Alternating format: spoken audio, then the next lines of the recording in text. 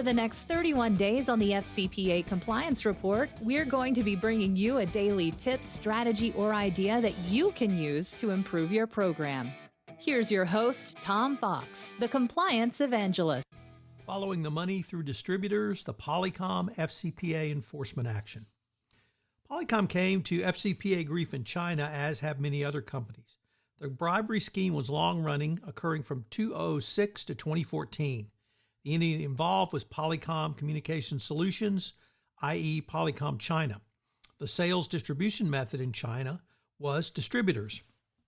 As noted in the order, Polycom's vice president of China at the China subsidiary, along with the senior managers, provided significant discounts to Polycom's distributors, knowing that they intended the distributors would use the discounts to make payments to officials at Chinese government agencies and government-owned enterprises in exchange for officials' assistance in orders for Polycom products. From there, employees and managers at the China subsidiary recorded the payments in a parallel deal tracking and email system in China and outside of Polycom's approved system. The senior managers at Polycom China's Chinese subsidiary also instructed their sales personnel not to use Polycom email addresses when discussing sales opportunities with the distributors. There were multiple variations of the basic bribery scheme. They included creation of off-the-books accounting and recordation for corrupt payments made on behalf of Polycom China. The senior managers directed the sales personnel to enter details concerning sales opportunities in a separate parallel management system. Polycom personnel outside China were unaware of this system. The bribery schemes themselves were relatively straightforward. The Chinese business unit obtained business by offering and making corrupt payments to government officials who exercised influence over customers' decision-making abilities. The monies to fund these bribes came through the variations of this basic bribery scheme. There would be a discount between the price reported to Polycom and that paid by the buyer. These discounts were not passed on to the end customer, but instead were intended to cover the cost of payments the distributors made to the Chinese government officials. In other words, the discount would form the basis of the pot of money to pay the bribe. But it even got worse as Polycom China actively worked to conceal the bribe payments as sales employees entered the requested discounts into the non-Polycom sales management system for approval by managers at Polycom China and recorded the information and the reason for the payments in the same offline system.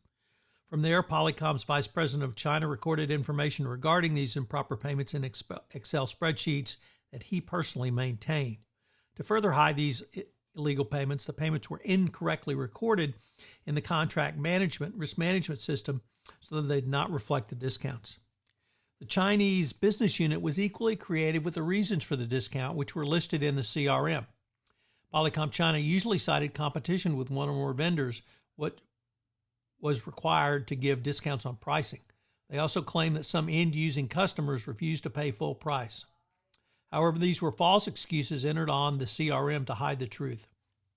Even with this clear conduct, Polycom was able to obtain a declination. So, what are the lessons learned, and what does it mean for the compliance practitioner? First and foremost, you must channel your inner Woodward and Bernstein and follow the money.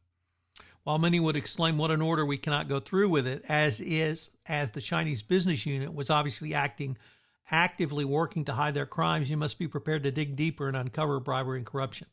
China is a well-known high-risk jurisdiction, and you must aggressively audit and monitor your organization in such situations. The order noted that when certain discount thresholds were reached, more senior company employees were required to approve the discounts. These higher-ranking employees were in Singapore and appear not to have looked behind the facade of reasons presented to them by the Chinese business unit of competition and pricing concerns brought forward by customers. This enforcement action makes clear that simply because some type of compliance oversight is difficult or requires an extra effort, it is no excuse not to monitor. Finally, always remember that the money to fund a bribe must come from somewhere. Distributor discounts are an obvious mechanism, and there have been several enforcement actions involving distributors. If this is your sales model, you need to understand what the discounts are, why they were given, and how they are given, even if it takes some digging.